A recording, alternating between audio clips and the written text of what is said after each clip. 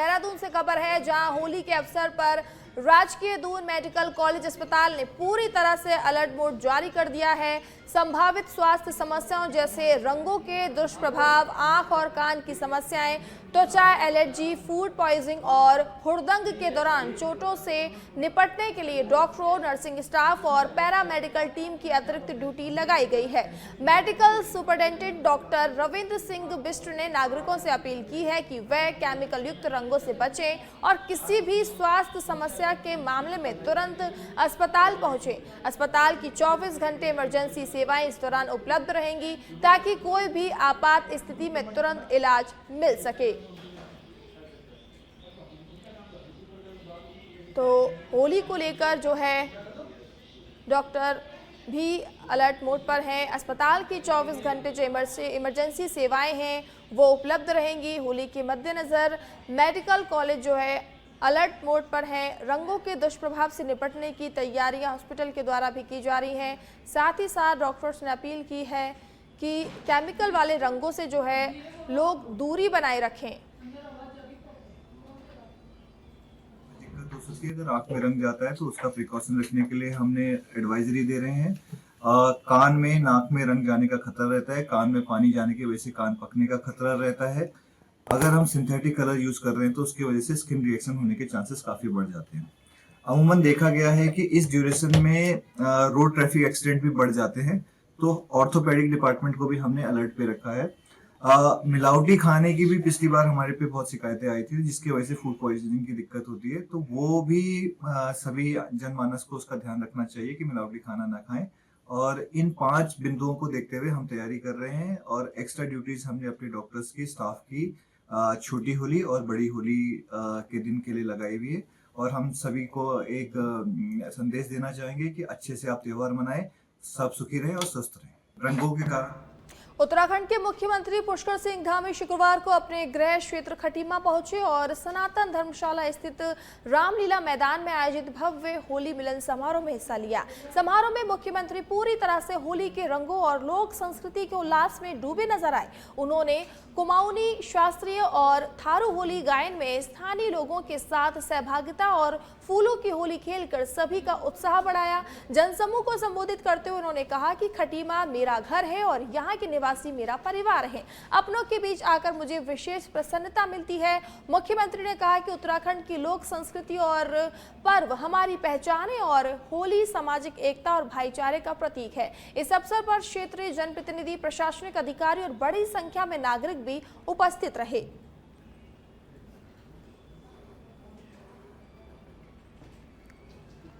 तो धामी ने लोक संस्कृति में जो है आयोजन था उसमें भाग किया और बड़ी संख्या में नागरिकों के साथ उन्होंने भी होली खेली। और इस दौरान उन्होंने कहा कि खटीमा मेरा घर है और यहाँ के लोग मेरे परिवार के सदस्य हैं। धामी ने लोक संस्कृति और सामाजिक एकता का इस दौरान संदेश भी दिया और सांस्कृतिक कार्यक्रमों में उन्होंने बढ़ चढ़कर हिस्सा भी लिया और लोगों के साथ उन्होंने नृत्य भी किया। तो खटीमा पहुंचे थे मुख्यमंत्री पुष्कर सिंह धामी, जहां उन्होंने बच्चों के साथ भी होली खेली और कहा कि ये क्षेत्र जो है मेरा घर है और यहाँ के लोग जो हैं मेरा परिवार हैं। आप सभी का प्रेम, उल्लास, भाईचारे के इस पावन पर्व होली की मैं आप सभी को शुभकामनाएं देता हूँ कि होली के रंगों की तरह सभी खुशियों के रंग आपके जीवन में घुले, आपको वो सही प्रकार की खुशियां मिले। ईश्वर से मेरी प्रार्थना है कि आपके जीवन में सुख, समृद्धि और अच्छे स्वास्थ्य के रंग से ईश्वर आपकी सभी मनोकामनाएं भर दे, पूरी कर दे। भाइयों बहनों, ये होली मिलन समारोह ये हमारे बहुत समृद्ध हमारी परंपरा है, हमारी संस्कृति है, हमारी विरासत है।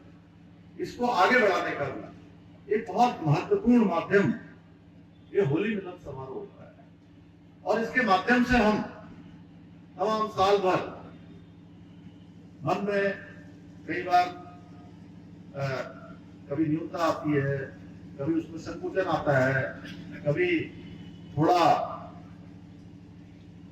हम अलग अलग हो जाते हैं, लेकिन होली एक ऐसा त्योहार है जो हमको गले लगाकर, एक दूसरे से गले मिलकर, मन में कोई छोटी चीजें हैं, न्यूनता है, उसको विस्तार देने का, उसको आकार देने का और आत्मीय होने का अवसर हमको ये होली का पर्व देता है, होली का त्योहार देता है। छोटे छोटे मतभेद, कई प्रकार की कमियां, दूरियां, इन सबको नजदीक करने का अगर कोई त्योहार है तो वो होली का त्योहार है। ये छोटे के थे, बड़े के थे, ये सभी भेदों को भी दूर करने वाला त्योहार होली है। ये समाज में एकता का भी प्रतीक है, समाज में समरसता का भी प्रतीक है, समाज में संगठन का भी प्रतीक है। ये एक संगठन के रूप में भी हम सब ये संकल्प लेते हैं कि होली के बाद फिर से हम नए उत्साह के साथ, नए जोश के साथ आगे बढ़ेंगे। आप सभी का प्रेम। देहरादून से खबर है, जहां कैबिनेट मंत्री सुबोध उनियाल की अध्यक्षता में देहरादून में रोड कटिंग कार्यों की समीक्षा बैठक आयोजित की गई, जिसमें मानकों के उल्लंघन पर सख्त विधिक कार्रवाई के निर्देश दिए गए।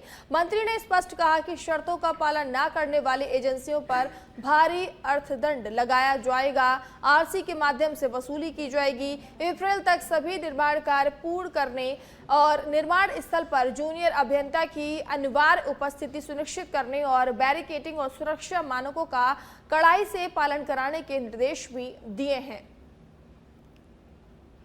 तो मानकों के उल्लंघन पर सख्त कार्रवाई के इस दौरान बैठक में निर्देश दिए गए हैं और सभी को अप्रैल तक निर्माण कार्य को पूरे करने के निर्देश भी जारी किए गए हैं। कैबिनेट मंत्री सुबोध उनियाल की निर्देशन पे जो है ये बैठक की गई। उस दौरान उन्होंने कई निर्देश भी जारी किए गए हैं। साथ में कहा कि मानकों के उल्लंघन करने पर सभी पर सख्त कार्रवाई भी की जाएगी और अप्रैल तक सभी कार्य पूरे करने के इस दौरान उन्होंने निर्देश जारी किए। मालूम है आपसी तालमेल न होने के कारण आज माना पेयजल विभाग ने अपनी लाइन बिछाने का काम किया, कल टेलीफोन वाले पहुंच जाते हैं, फिर बिजली वाले आ जाते हैं, फिर मालूम है देहरादून में गेल का भी काम चल रहा है, गैस पाइपलाइन बिछाने का, और इसके अलावा सिविल लाइन पे भी काम हो रहा है। तो लगातार इस तरह की गतिविधियों से जनता को बड़ी असुविधा होती है और कई बार सुनने में आता है कि कहीं एक्सीडेंट्स हो गए, लोग गिर गए गड्ढों में। तो ये इंश्योर करने के लिए कि एक तो समयबद्ध तरीके से इनको कटिंग करके उसको प्रॉपर ठीक करके तब आगे बढ़े।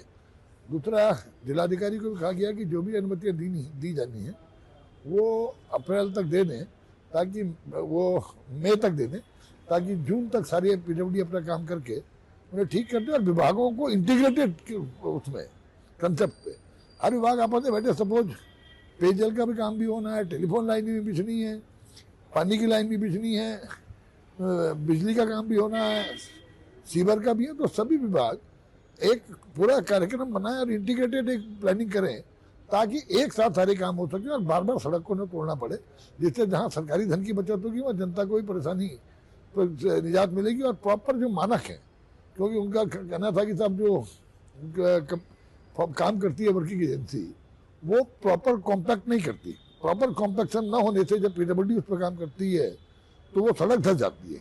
तो इसलिए इनके लिए भी पूरा प्रॉपर उनको निर्देश दिए गए हैं कि उनके जो मॉनिटरिंग का इसका तरीका निकाल के देखा जाए कि प्रॉपर कॉम्पैक्शन है, उसके बाद ही इस पर आगे बढ़ा जाए। तो कुल मिलाकर के सभी अधिकारियों को एक निर्देश दिए गए हैं कि अगर समयबद्ध तरीके से काम नहीं किया गया तो जो सब एफिडेविट देते हैं वो लोग उस पर पेनाल्टी का प्रोविजन भी किया जाएगी, ताकि पेनाल्टी के माध्यम से अगर तरीके से काम नहीं किया गया, समय से काम नहीं किया गया तो रुद्रपुर नगर निगम ने स्वच्छ सर्वेक्षण 2026 को लेकर बड़ा लक्ष्य तय किया है। राष्ट्रीय स्तर पर टॉप 10 में जगह बनाने के उद्देश्य से महापौर विकास शर्मा की अध्यक्षता में विशेष बैठक आयोजित की गई, जिसमें अधिकारियों और पार्षदों के साथ विस्तृत मंथन कर एक ठोस एक्शन प्लान तैयार किया गया। पिछले सर्वेक्षण में प्रदेश में प्रथम और देश में 69वीं रैंक हासिल करने के बाद अब शहर को स्वच्छता के शिखर तक पहुंचाने की रणनीति बनाई गई है।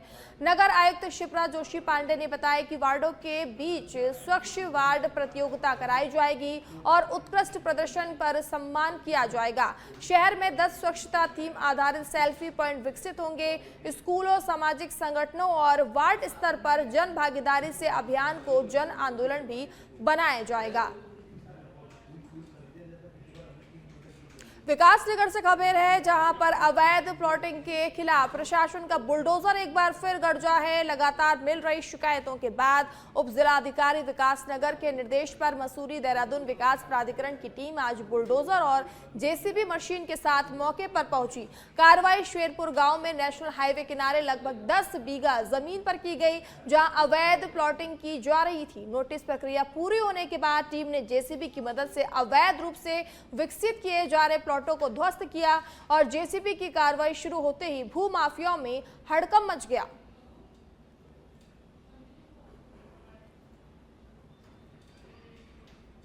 जैव विविधता के संरक्षण, प्राकृतिक संसाधनों के सतत उपयोग तथा प्राकृतिक आधारित समाधानों को बढ़ावा देने के उद्देश्य से गठित अंतर्राष्ट्रीय संघ international union for conservation of nature के प्रतिनिधि मंडल ने देहरादून स्थित ग्राम पुरोहितावाला बाग गंगा जलाराम क्षेत्र का भ्रमण किया। स्प्रिंग एंड रिवर रिजर्वेशन के तहत संचालित कार्यों का अवलोकन किया। IUCN के इस अंतर्राष्ट्रीय प्रतिनिधि मंडल में 11 देशों से आए 17 प्रतिनिधि शामिल थे। टीम ने बाढ़ गंगा जलागम क्षेत्र में किए गए विभिन्न संरक्षण उपायों जैसे वर्षा जल संचयन और स्रोत संरक्षण, भूजल पुनर्भरण संरचनाएं और कटूर ट्रेच और चेकडैम चाल खाल निर्माण तथा सामुदायिक सहभागिता आधारित जल प्रबंधन कार्यों की विस्तृत जानकारी ली गई। ACO द्वारा डॉक्टर कहकश नसीम ने बताया कि अंतर्राष्ट्रीय स्तर पर जल स्रोतों के संरक्षण के लिए व्यापक अभियान संचालित किया जा रहा है। इसी क्रम में IUCN द्वारा ब्रिज गैप परियोजना चलाई जा रही है। इस परियोजना के तहत असम में मेघना नदी के संरक्षण पर कार्य किया जाएगा।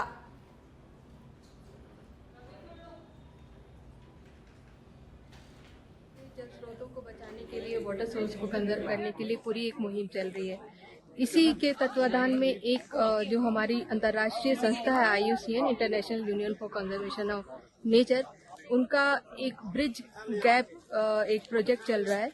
तो उसके अंतर्गत इन लोगों ने आसाम में मेघना नदी पे भी काम किया है और यहाँ उत्तराखंड में किस तरह से वाटर कंजर्वेशन का काम हो रहा है, इसके लिए लेके यहाँ पे आए, क्योंकि यहाँ पे ऑलरेडी एक इनफॉर्मल रूप में वाटर यूजर ग्रुप काम कर रहा था और बहुत अच्छा कम्युनिटी ने जंगल बचा के रखा हुआ है। मसूरी से खबर है, जहां मसूरी नगर पालिका के पूर्व अध्यक्ष अनुज गुप्ता ने नगर पालिका प्रशासन पर डोर टू डोर कूड़ा कलेक्शन व्यवस्था में धांधली और मनमानी के गंभीर आरोप लगाए हैं। उन्होंने कहा कि नगर पालिका द्वारा कूड़ा कलेक्शन का टेंडर लॉर्ड शिवा कंपनी को दिया गया। पहले प्रत्येक घर से 30 रुपए प्रति माह शुल्क लिया जाता था, जिसे बढ़ाकर 200 रुपए कर दिया गया है। इसी प्रकार होटल और अन्य संस्थाओं से पहले 500 रुपए प्रति माह लिए जाते थे, जिसे बढ़ाकर 2500 से 3000 रुपए कर दिया गया है। अनुज गुप्ता ने आरोप लगाया कि दरें बढ़ाने से पूर्व गजट नोटिफिकेशन जारी कर शासन से स्वीकृति लेना आवश्यक था, लेकिन बिना वैधानिक प्रक्रिया अपनाए शुल्क वृद्धि लागू कर दी गई। उन्होंने इसे आम जनता का शोषण बताते हुए कहा कि व्यक्ति विशेष को लाभ पहुंचाने के उद्देश्य से ये निर्णय लिया गया है। साथ ही उन्होंने ये भी आरोप लगाया कि कंपनी द्वारा पिछले 15 वर्षों से कार्यरत सुपरवाइजर्स और पर्यावरण मित्रों की छटनी की जा रही है। पूर्व अध्यक्ष ने स्थानीय नागरिकों से नगर पालिका की कथित गलत नीतियों के खिलाफ आवाज उठाने की अपील की और चेतावनी दी है कि यदि जनहित में निर्णय वापस नहीं लिया गया तो आंदोलन किया जाएगा। शिवा कंपनी जो मसूरी में आई है, महाराष्ट्र की कंपनी, वो लोगों से 200 रुपए हर घर से कलेक्ट कर रही है। मैं साफ नगर पालिका को बताना चाहता हूं और मसूरी के लोगों को बताना चाहता हूं कि जो गजट नोटिफिकेशन है वो 30 रुपए का, एक गरीब घर जो होगा वो 30 रुपए देगा और एक जो मीडियम जो एक नॉर्मल घर होगा वो 50 रुपए देगा, और जो बड़े हाउस होल्ड होंगे जैसे बिरला हाउस है या इस तरह की जो कोठियां होंगी वो 200 रुपए देंगे। लेकिन जब नगर पालिका इतना भ्रष्टाचार में डूब चुकी है कि वो प्रत्येक एक आम आदमी से, एक गरीब आदमी से भी 200 रुपए ले रही है, जिसकी की रिसीट मुझे एक ये मिली है, एक आम परिवार मसूरी का, और उससे 200 रुपए लिए गए। तो किस तरीके से नगर पालिका भ्रष्टाचार में डूब चुकी है गजट नोटिफिकेशन के अगेंस्ट पैसे लेने, तो ये सवाल यह उठता है कि ये पैसे क्यों लिए जा रहे हैं और किसके लिए जा रहे हैं, किसके लिए लिए जा रहे हैं। आप 5000 घर मसूरी में है, अगर आप 30 रुपए के हिसाब से लेते हो तो 1.5 लाख रुपए होता है। और आप लोहाघाट स्थित अद्वैत आश्रम मायावती के धर्मार्थ चिकित्सालय में वर्ष का पहला निशुल्क ENT शिविर शुरू किया गया। शिविर के लिए सिलीगुड़ी से ख्याति प्राप्त ENT विशेषज्ञ डॉक्टर शेखर बनर्जी के नेतृत्व में 4 सदस्यीय दल पहुंचा, जिसमें ऑडियोलॉजिस्ट डॉक्टर तीमार अभिजीत बसु और वैशाली बसु शामिल हैं। इस बार पहली बार ऑडियोलॉजिस्ट द्वारा मरीजों की संपूर्ण ऑडियो जांच की जा रही है, जिससे श्रवण संबंधित समस्याओं का सटीक निदान संभव हो रहा है। चिकित्सालय के प्रभारी स्वामी एक देवानंद जी महाराज के निर्देशन में सेवा कार्य संचालित हो रहा है, जहां मरीजों को नारायण मानकर निस्वार्थ भाव से उपचार दिया जाता है और कोई कैश काउंटर नहीं है।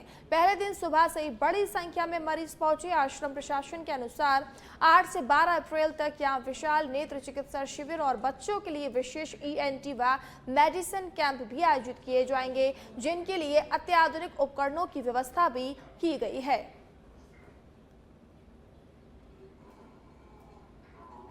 क्योंकि इधर जो माहौल है, सब लोग जहाँ पर इधर जो दोस्त वगैरह जो अस्पताल चलाते हैं, सब लोग इतने कोऑपरेटिव है। इधर के लोग इधर आसपास से गांव से आए हुए, सुबह जब हम देखे इतनी ठंड की वजह से भी लोग की कोई कमी नहीं है। अभी तक 50 आदमी बैठे हुए हैं उनका कान जांच कराने के लिए। ये भगवान के आशीर्वाद के स्वरूप है मेरे हिसाब से, और हमको बहुत ही अच्छा लग रहा। हम कोशिश करेंगे हर साल एक बार आके, इससे भी ज्यादा, मतलब कि 3-4 रोज के लिए कैंप करके इधर के जो लोग हैं उनको सेवा में थोड़ा बहुत वक्त दे सके। डॉक्टर साहब, आपकी टीम में कौन कौन लोग आए हुए हैं आपके साथ? मेरे साथ तिमिर दास मेरा छोटा भाई जैसा है, ऑडियोलॉजिस्ट है, रिहेबिलिटेशन काउंसिल ऑफ इंडिया का रजिस्ट्रेशन प्राप्त वो ऑडियोलॉजिस्ट है। वो कान का जांच करते हैं ऑडियोमीटर। देहरादून से खबर है, जहां ऊर्जा विभाग से बड़ी खबर है, जहां MD PTCUL के पद से हटाए गए PC ध्यानी गैर टेक्निकल व्यक्ति को PTCUL का MD बनाए जाने के खिलाफ हाईकोर्ट में दायर की गई थी याचिका। कोर्ट से आदेश आने के बाद हटाए गए हैं ध्यानी। अपर सचिव ऊर्जा मेहरबान सिंह बिष्ट को दी गई अतिरिक्त जिम्मेदारी। तो कोर्ट से आदेश आने के बाद ध्यानी को हटाया गया है। देश की राजधानी दिल्ली के पूर्व मुख्यमंत्री और आम आदमी पार्टी के राष्ट्रीय संयोजक अरविंद केजरीवाल की रिहाई के बाद उधम सिंह नगर के दिनेशपुर में भी आम आदमी पार्टी के कार्यकर्ताओं में जबरन उत्साह जबरदस्त देखने को मिला। कार्यकर्ताओं ने एक दूसरे को लड्डू खिलाए, मिठाई बांटी और नारेबाजी कर अपनी खुशी जाहिर की। लोगों ने सत्य की जीत हुई है जैसे नारे लगाए। इस अवसर पर उत्तराखंड आम आदमी पार्टी के बंगाली प्रकोष्ठ के प्रदेश संयोजक सुभाष व्यापारी ने कहा कि अरविंद केजरीवाल की रिहाई हम सब के लिए खुशी की बात है। उन्होंने बताया कि हमारी पार्टी सच्ची और ईमानदार है। उन्होंने भाजपा पर आरोप लगाया कि उन्होंने झूठे मामले बनाकर अरविंद केजरीवाल को फंसाने की कोशिश की थी और पूरी देशवासियों से माफी मांगने की उन्होंने मांग की है।